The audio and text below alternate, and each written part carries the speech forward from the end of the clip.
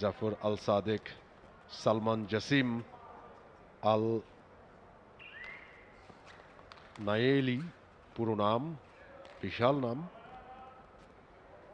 Pascual number 10, বেশিরভাগ রেটটা তিনি করছিলেন ফার্স্ট হাফে।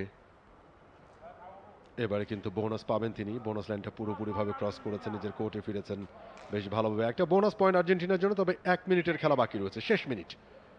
27 আর্জেন্টিনা অ্যান্ড 55 ইরাক। খুব সহজ পয়েন্ট, সহজ পয়েন্ট। মিডল্যান্ডটা ক্রস করেছেন খুব সহজেই আমির। আরও একটা পয়েন্ট টিম ইরাকের জন্য। অ্যাকশন রিপ্লে, কিভাবে তিনি পার হয়েছিলেন মিডল্যান্ডটা সেটা আমরা দেখছি। তবে এরই মধ্যে কিন্তু আরও একটা রেড শুরু হয়ে গেছে আর্জেন্টিনার। মাউরো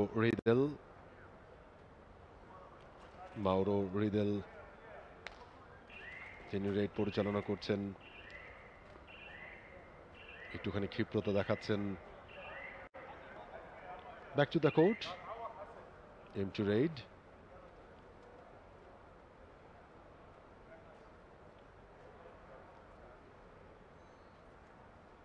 ইরাকের রেড,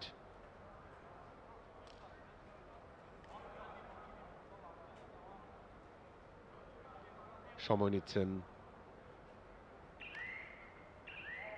আলী, সেখানে ফায়েজ তিনি রেড করছেন। 10 সেকেন্ড বাকি থাকতেই,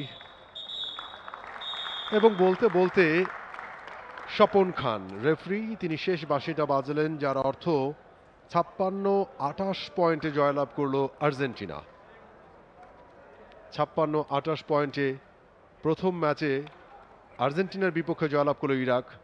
দুঃখিত, ইরাক আর্জেন্টিনাকে হারিয়ে তারা এই আসরে প্রথম জয়টা তুলে নিল। ইরাক 56 এবং Argentina 28। 56 and 28 final score, Iraq versus Argentina.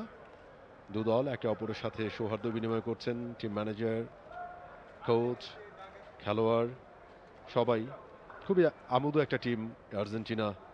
বাংলাদেশে আসার পর থেকেই বেশ উপভোগ করছেন প্রত্যেকটা মুহূর্ত। তারা সবাই খেলা শুরুর আগে যে স্টেডিয়ামে এসছেন তারা দেখেছেন, যখন এখানে গান বাজছিল স্পিকারে তখন তারা কিভাবে সেটাকে এনজয় করছিলেন, কিভাবে সেই গানের সুরে সুরে মেতেছিলেন, কিভাবে নাচছিলেন, সে বিষয়গুলো দারুণ। পুরো স্টেডিয়ামটাকে মাতিয়ে রেখেছিলেন তারা।